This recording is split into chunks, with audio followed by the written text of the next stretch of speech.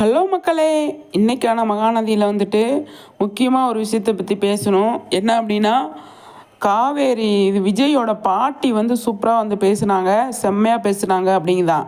அவங்களுக்கு பயங்கர கிளாப்பு. ஏன் அப்படின்னா, வெண்ணிலாவை வந்து அவங்க வந்து எந்த மாதிரி கேட்குறாங்க, ஏய் நீ ஏன் வந்து காவேரி தள்ளி விட்ட?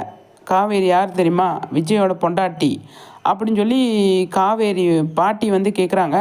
அது சூப்பராக இருந்தது. விஜயை கூட பேச வேண்டாம், விஜய் பாட்டி அப்படின்னு சொல்லும்போதே நீ பேசாதடா விஜய்.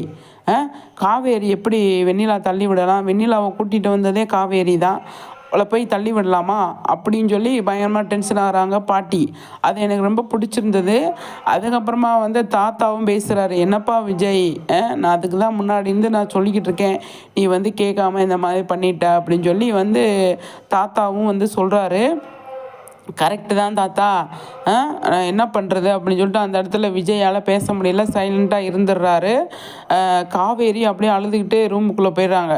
சரின்னு சொல்லிட்டு விட்டுட்டு வெண்ணிலாவை கொண்டு போய் ரூமில் விட்டுட்டு காவேரி கிட்ட விஜய் போகிறாரு. அங்கே போயிட்டு பேசுகிறாங்க. ஆனால் இதில் வந்து இந்த மாதிரி தான் பேசணும். தாத்தாவும் பாட்டியும் காவேரிக்கு சப்போர்ட்டாக தான் இருப்பாங்க, விஜயுமே சப்போர்ட்டாக இருந்தாலும் ஒரு சில டைலாக்ஸ்லாம் வந்துட்டு வார்த்தைகளில் வருது இல்லையா, அது வந்து அவங்க மனசை பாதிக்குது அப்படிங்கிறது தான். காவேரியை வந்து விஜய் அதாவது வெண்ணிலா நல்ல பொண்ணு, நீ அவளை பற்றி ஒன்றும் நினைக்காத அப்படின்னு சொல்கிறதா இருக்கட்டும், அது வந்து கஷ்டப்படுறாங்கல்ல காவேரி, என்ன விஜய் இப்படி பண்ணுறீங்க அப்படிங்கிற மாதிரி இருக்குது.